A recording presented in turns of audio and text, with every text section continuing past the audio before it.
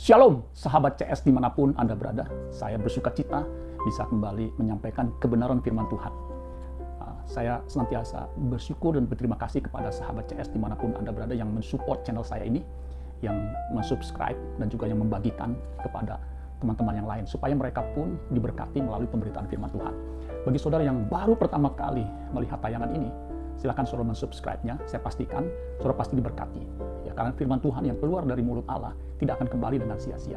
Ya. Dan jangan lupa tekan lonceng notifikasinya supaya setiap kali saya membuat video firman Tuhan, saudara yang pertama kali menyaksikan atau mendengarkannya.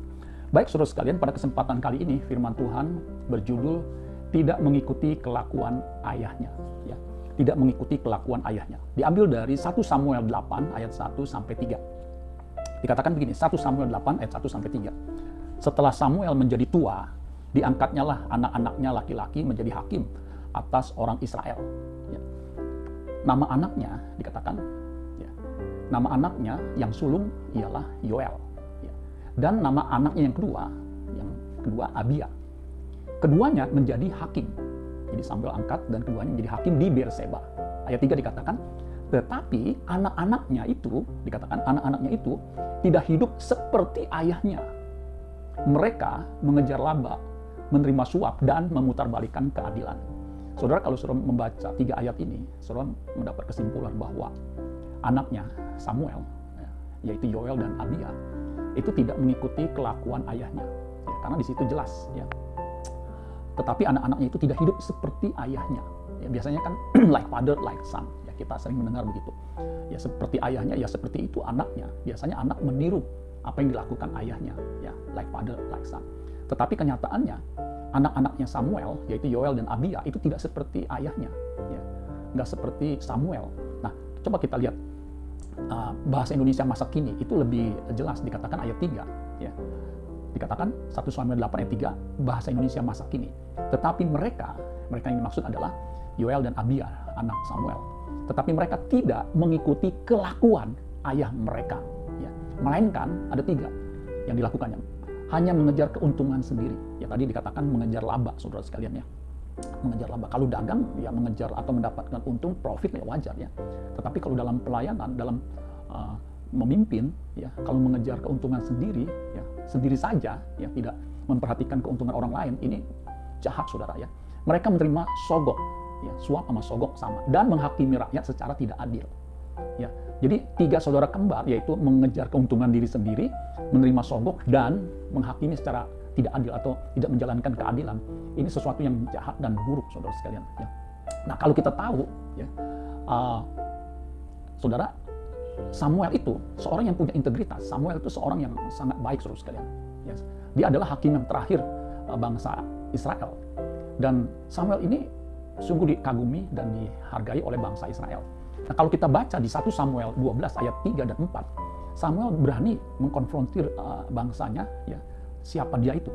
Ya, kita baca coba 1 Samuel 12 ayat 3 sampai 4. Ini keberadaan atau integritas dari Samuel. Dikatakan gini, 1 Samuel 12 ayat 3 sampai 4.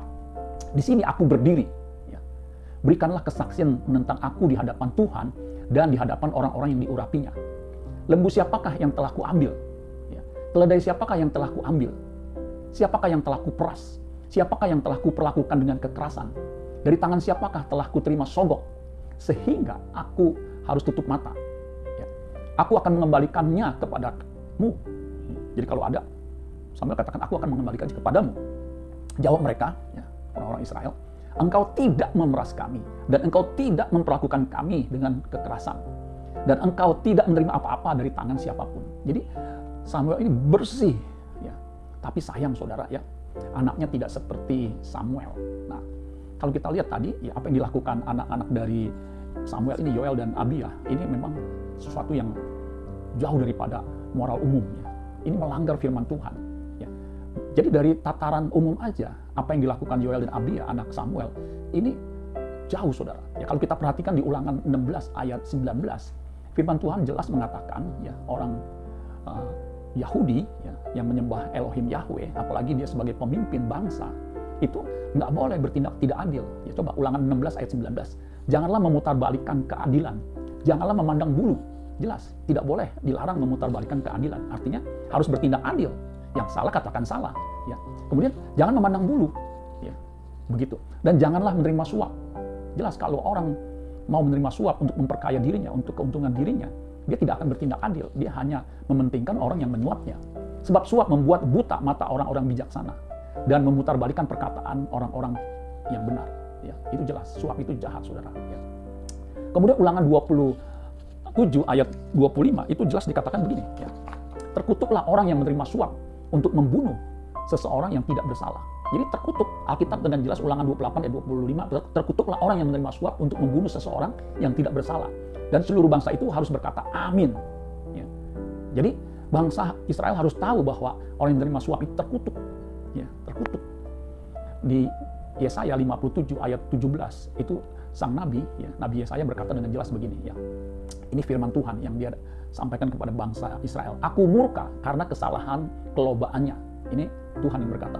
Aku menghajar dia, ya, menyembunyikan wajahku dan murkaku, tetapi dengan murtad ia menempuh jalan yang dipilih hatinya. Jadi Tuhan akan menyembunyikan wajahnya. Dia bukan hanya murka, dia nggak mau melihat orang yang melakukan kelaliman. Ya. Dia murka, saudara. Ya. Saudara-saudara sekalian, ini yang dilakukan oleh Yoel dan Abia. Sayang sekali, saudara sekalian. Padahal Samuel itu seorang yang sangat baik, berintegritas. Dia seperti Yesus. Yesus pernah berkata, siapa di antaramu yang membuktikan aku berbuat dosa? Yaitu dikatakannya kepada bangsa Israel pada waktu itu.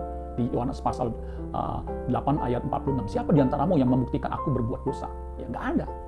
Ya. Begitu. Sama, Samuel juga berdiri. Siapa yang membuktikan aku berbuat dosa? Atau berbuat lalim? Ya. Jadi Samuel terbukti tidak bersalah. Ya, dalam perkataan, dalam tindakan. Ya. Belum, dia ada orang yang ya, nggak ketahuan kesalahannya, belum terbukti. Ya. Tidak terbukti bersalah. Kalau Samuel terbukti tidak bersalah. Kalau tidak terbukti bersalah, mungkin belum ada bukti yang menunjukkan dia bersalah. Tetapi kalau terbukti tidak bersalah, memang dia terbukti benar. Begitu, saudara sekalian. Nah, apa yang terjadi dengan Yoel dan Abia ini sama seperti kejadian anak dari Imam Eli. Nah, kalau saudara lihat sejarah Samuel ini dibawa didikan dari Imam Eli. Ya, kita tahu itu. Ya, dibawa didikan Imam Eli ketika masih kecil. Ya. Sebenarnya kalau kita lihat, saudara, Samuel ini tidak belajar dari kegagalan Imam Eli ya, dalam mendidik anaknya. Imam Eli ini gagal dalam mendidik anaknya. Coba kita lihat ya. Di 1 Samuel 2 ayat 12. Ya, tadi kan 1 Samuel 8. 1 Samuel 2 ayat 12 dikatakan begini. Adapun anak-anak lelaki Eli adalah orang-orang dursila. Jadi anak lelaki Eli itu siapa? Hofni dan Pinehas. Ya. Dikatakan orang-orang dursila. Mereka tidak mengindahkan Tuhan. Ya. Terjemahan Alkitab yang terbuka 1 Samuel 2 ayat 12 dikatakan anak-anak Eli adalah orang-orang yang berkelakuan jahat. Jadi sama dengan kelakuan dari anak Samuel, yaitu Yoel dan Abia. Mereka tidak mengenal Tuhan. Ya, orang yang tidak mengenal Tuhan, yang tidak mengasihi Tuhan, ya, itu bisa jahat, saudara sekalian. Tetapi kalau orang yang mengasihi Tuhan, yang mengindahkan Tuhan, yang mengenal Tuhan, sungguh-sungguh pasti dia hidupnya benar. Ya, karena dia menyadari berdiri di hadapan Allah itu telanjang, tidak ada yang bisa disembunyikan. Ya. Terjemahan firman Allah yang hidup itu lebih jelas lagi. Dikatakan gini, 1 Samuel 2 ayat 12 terjemahan firman Allah yang hidup, putra-putra Eli sangat jahat. Jadi kalau jahat, ya 1-5, sangat jahat itu 5, mentok. Putra-putra Eli sangat jahat, mereka tidak mengasihi Tuhan. Jadi orang yang tidak mengasihi Tuhan, itu ada potensi untuk berbuat kejahatan. Bahkan kalau kita baca teliti firman Tuhan, di 1 Korintus 16 ayat yang ke-22, terkutuklah ya, orang yang tidak mengasihi Tuhan. Ya, Maranatha. Jadi orang yang tidak mengasihi Tuhan terkutuk. Ya, karena dia bisa menjadi sangat jahat. Ya. Nah kalau kita bandingkan, ya 1 Samuel 2 ayat 34, nah itu jelas. Ya, yang terjadi dengan Hofni Pinehas, itu luar biasa. 1 Samuel 2 ayat 34 inilah yang akan menjadi tanda bagimu, ya, bagi Imam Eli. Yakni apa yang terjadi kepada kedua anakmu itu. Ini pesan Tuhan ya ketika disampaikan kepada Samuel, kemudian disampaikan kepada Imam Eli. Hofni dan Pinehas disebut namanya. Pada hari yang sama keduanya akan mati. Jadi akan mati, saudara sekalian. Ini anak yang dursila ini, saudara. Nah kalau kita perhatikan, saudara sekalian, 1 Samuel 2 ayat 22, versi mudah dibaca, itu memberi judul Eli gagal mendidik anak-anaknya. Eli sudah sangat tua. Ia sering mendengar perbuatan kedua anaknya. Ya, udah sering, berarti kan bukan hanya 1-2 kali. Ya. Saya ulangi lagi. Ia sering mendengar perbuatan kedua anaknya terhadap orang Israel di Silo. Serta perilaku mereka seperti apa? Tidur bersama perempuan yang melayani di depan pintu kemah pertemuan. Jadi saudara lihat, ini kelakuan yang tidak patut, saudara sekalian. Bahkan kalau kita baca di 1 Samuel 3 ayat 13, ya dikatakan dengan jelas, Sebab telah kuberitahukan kepadanya bahwa aku akan menghukum keluarganya untuk selamanya karena dosa yang telah diketahuinya, yakni bahwa anak-anaknya telah menghujat Allah tetapi ia tidak memarahi mereka. Jadi Eli gagal dalam mendidik anaknya. Ternyata saudara sekalian, kegagalan Imam Eli ini ya, tidak diperhatikan, tidak menjadi pelajaran buat Samuel dalam mendidik anaknya, saudara sekalian. Ya, nah kita lanjutkan. Akibatnya, saudara, anak-anak dari Samuel, yaitu Yoel dan Abia, itu dia tersingkir. Dia tidak bisa berkiprah di dalam bangsanya, tidak bisa memberikan kontribusi, tidak bisa memberikan kesaksian buat bangsanya seperti Samuel, ayahnya.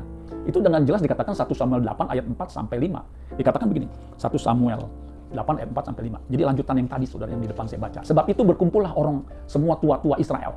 Ya, kalau dalam memutuskan sesuatu, biasanya tua-tua yang memutuskan. Untuk itu mereka berkumpul. Mereka datang kepada Samuel di Rama dan berkata kepadanya, engkau sudah tua, dan perhatikan, anak-anakmu tidak hidup seperti engkau. Maka judul renungan kita adalah tidak hidup atau tidak mengikuti kelakuan ayahnya.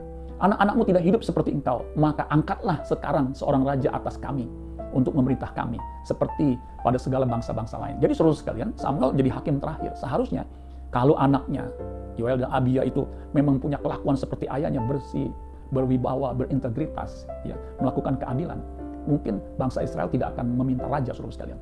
Nah, terjemahan bahasa Indonesia masa kini itu dikatakan begini, 1 Samuel 8 ayat 4 sampai 5. Sebab itu semua pemimpin Israel berkumpul, ya, bermufakat, lalu menghadap Samuel di Rama dan berkata kepadanya, dengarlah Pak, ya, ini kan bahasa Indonesia masa kini ya, Bapak sudah tua dan anak-anak Bapak tidak mengikuti kelakuan Bapak. Jadi sebaiknya Bapak mengangkat seorang raja supaya kami mempunyai raja seperti bangsa-bangsa lain.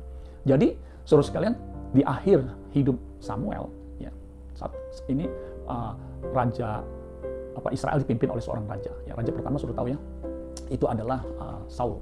Nah, saudara sekalian, yang menarik saudara sekalian, saya baca Alkitab. Yesaya, Nabi Yesaya itu juga punya 2 anak, tetapi ini sangat berbeda dengan anak-anak dari Samuel. Ya, dikatakan begini, Yesaya pasal yang ke-8 ayat yang ke-18. Sesungguhnya aku dan anak-anak yang telah diberikan Tuhan kepadaku adalah tanda dan alamat di antara orang Israel dari Tuhan semesta alam yang diam di Gunung Sion. Jadi sang nabi, yaitu Yesaya, mempunyai 2 anak yang menjadi tanda dan alamat. Artinya menjadi seorang yang menunjukkan siapakah Allah Israel itu, tanda dan alamat. Kalau terjemahan firman Allah yang hidup, itu ada deskripsi yang menarik untuk ayat 18, Yesaya 8. Aku dan anak-anak yang telah dikaruniakan Tuhan kepadaku diberi nama-nama yang mengungkapkan kepada umatnya segala rencana Tuhan semesta alam yang diam di Gunung Sinai, di Gunung Sion. Yesaya artinya Tuhan akan menyelamatkan umatnya. Itu arti Yesaya, Nabi Yesaya ya. Kemudian Ser Yakub, anak yang pertama, artinya ada sisa yang akan kembali, ya, ada harapan. Sedangkan Mahel Shalal Hasibaas artinya musuh-musuhmu akan segera dihancurkan. Jadi saudara sekalian, menarik ya. 3 keluarga, Samuel, kemudian Imam Eli, dan keluarga Nabi Yesaya, saudara. Nah, saudara sekalian, kita beruntung kalau punya anak yang semuanya melayani Tuhan dan memiliki kelakuan yang baik seperti ayahnya. Ya, kita beruntung saudara sekalian. Nah, saudara sekalian, ada seorang hamba Tuhan, ya, saya tidak akan sebut namanya, ya, di usianya yang senja, dia sakit-sakitan, kemudian stres, depresi bahkan. Kenapa? Karena 3 anaknya, yang pertama itu murtad, saudara sekalian, ya. Itu memukul hatinya. Yang kedua itu kena narkoba, ya. Kemudian yang ketiga, saudara, itu kawin cerai, seks bebas. Jadi dia sangat miris, saudara sekalian, ya. Jadi ketiga anaknya tidak seperti ayahnya hidup. Ini memang memilukan, saudara sekalian. Ada satu cerita anak Jackie Chan yang namanya JC Chan. Ya, anaknya juga ganteng seperti ayahnya Jackie Chan. Yang menarik, saudara sekalian, Jackie Chan berkata bahwa dia tidak akan mewarisi anaknya hartanya itu. Ya, hartanya Jackie Chan kalau saudara hitung itu triliunan. Itu hartanya luar biasa ya. Dia berkata begini, ya, setiap anak punya rezekinya masing-masing. Kalau harta saya berikan kepada anak saya, rusak karakter anak saya. Ya, karena itu terbukti apa yang dikerjakannya gagal selalu ya. Padahal Jackie Chan sudah memberikan seluruh perhatiannya, bahkan hartanya, fasilitasnya untuk anak ini bisa sukses. Tetapi sayang, anaknya tidak mempergunakan fasilitas yang ada. Ya, akibatnya Jackie Chan mengatakan, ya, JC tidak akan mewarisi harta kekayaannya. Nah, ini berbeda dengan Billy Graham. Billy Graham punya 5 anak, semua anaknya orang-orang yang melayani Tuhan, yang dihormati. Ya, puji Tuhan, saudara sekalian. Makanya kita beruntung, kita bersyukur kalau kita sebagai hamba Tuhan punya anak yang melayani Tuhan. Nah, saudara sekalian, ada satu pelajaran ya, yang kita bisa ambil dari kisah keluarga-keluarga tokoh-tokoh Alkitab. Ya, kita ini saudara sekalian anak Allah. Jadi waktu kita percaya Yesus sebagai Tuhan dan Juru Selamat, Ya, Yohanes 1 ayat 12, semua orang yang menerimanya diberinya kuasa untuk menjadi anak Allah. Ya, kita ini disebut anak Allah, saudara sekalian. Ya. Roma 8 ayat 14, ya. Anak Allah itu dipimpin oleh Roh Allah. Nah, saudara lihat betapa luar biasanya ya, anak Allah itu dipimpin oleh Roh Allah. Ya. Jadi kita ini seorang yang spesial. Ya. Makanya sebagai anak Allah, ya, sebagai anak Allah Bapa, kita harus berkenan. Seperti Yesus putra tunggalnya itu, yang menjadi prototipe kita, menjadi model, menjadi role model kita. Itu hidupnya berkenan. Kita pun sebagai anaknya, kita harus berkenan kepada Bapa di sorga. Ya, seperti Yesus ketika dibaptis, Matius 3 ayat 17, inilah anakku yang kukasihi, kepadanya lah aku berkenan. Bukan hanya itu saja, ketika Yesus dimuliakan di atas gunung bersama dengan Musa dan Elia, ada suara Bapa di sorga, inilah anakku yang kukasihi, kepadanya lah aku berkenan. Kemudian dilanjutkan dengan kalimat, dengarkanlah dia. Jadi kita sebagai anak Allah, waktu kita menerima Yesus sebagai Tuhan dan Juru Selamat, kita lahir baru, ya kita lahir kembali sebagai anak Allah. Ya. Anak Allah bukan hanya harus berkenan, tetapi juga harus dimuliakan, akan dimuliakan. Ya, kalau berkenan, kita akan dimuliakan dan memerintah bersama dengan Dia, bersama dengan Kristus di kerajaannya nanti, saudara sekalian. Ya, makanya pastikan kelakuan saudara itu berkenan kepada Bapa di sorga. Kelakuan saudara dan saya sebagai anak Allah harus benar-benar seperti Bapaknya. Ya. Karena kita akan memerintah. Kalau kita tidak memiliki kelakuan seperti Allah Bapa, kita tidak akan memerintah. Roma 8 ayat 17. Maka kita harus mau menderita. Bagaimana kita bisa menjadi sempurna. Ya. Sempurna artinya yang memiliki karakter seperti Allah Bapa. Ya. Makanya Yesus berkata, hendaklah kamu sempurna, ya, seperti Bapa di sorga sempurna. Ya. Kalau kita mau jelaskan sempurna itu seperti apa? Ya. Di ayat 20-nya dari Matius 5. Ya. Yesus berkata begini, jika hidup keagamaanmu tidak lebih benar daripada hidup keagamaan ahli Taurat, sesungguhnya aku berkata kepadamu, kamu tidak akan masuk dalam kerajaan surga. Jadi sempurna itu secara praktis artinya kita harus punya kebenaran, ya, hidup keagamaan, attitude, karakter yang melebihi dari pemimpin-pemimpin rohani, pemimpin-pemimpin agama. Jadi secara moral kita harus tinggi, melampaui mereka, ya, tidak menerima suap, ya, melakukan keadilan, ya. Kemudian apa? Bisa dipercaya. Tidak mengejar keuntungan sendiri, loba, serakah. Ya kalau orang udah serakah, pelit, kartu mati, nggak mungkin masuk kerajaan surga, saudara sekalian. Makanya anak Allah harus berkenan, dan dia akan dimuliakan dan memerintah bersama dengan Allah. Untuk itu, kita harus gambar serupa dengan Allah Bapa, sesuai dengan rancangan Allah semula. Kejadian 1 ayat 26 sampai 27 itu jelas. Ya, ketika Allah menciptakan manusia, itu dikatakan segambar dan serupa. Artinya memiliki pikiran perasaan seperti juga dimiliki pikiran perasaan Allah. Makanya kalau kita segambar serupa, apa yang Allah kehendaki itu kita lakukan. Ya seperti Yesus yang punya filosofi, makananku ialah melakukan kehendak Dia yang mengutus aku dan menyelesaikan pekerjaannya. Jadi saudara sekalian, yang berkenan kepada Allah, yang akan memerintah bersama dengan Kristus, itu harus punya kelakuan seperti Bapa di sorga, ya, yang sempurna. Ya. Makanya dalam hidup kita bersama, berkomunitas, kita harus menaruh pikiran perasaan yang terdapat juga dalam Kristus Yesus. Artinya memiliki sifat, attitude, karakter, hasrat, keinginan seperti Kristus. Makanya hanya orang yang seperti Kristus yang akan nanti memerintah bersama dengan Dia. Di Roma 8 ayat 29, kita juga dituntut untuk apa? Menjadi serupa dengan gambaran anaknya. Ya. Makanya orang Kristen pertama, Kisah Para Rasul 1 ayat 26, itu disebut Kristen. Kenapa? Bukan hanya sebagai pengikut Kristus, tetapi hidupnya seperti Kristus. Itu Kristen. Ya. Kristianos. Ya. Artinya to be like Christ, seperti Kristus. Hanya orang yang seperti Kristus yang berkenan. Hanya orang yang seperti Kristus yang nantinya akan memerintah bersama dengan Dia. Kalau kita tidak seperti Kristus, kita akan disqualified seperti anak Samuel. Dia tidak bisa melanjutkan pelayanan atau memimpin bangsanya. Demikian juga dengan kita yang tidak menjadi seperti Kristus. Kita tidak akan bisa memerintah bersama dengan Dia di kerajaannya. Amin buat firman Tuhan. Tuhan Yesus memberkati saudara. Ku mau melayanimu, ku mau mengasihimu, ke ujung dunia, ke utus, ku siap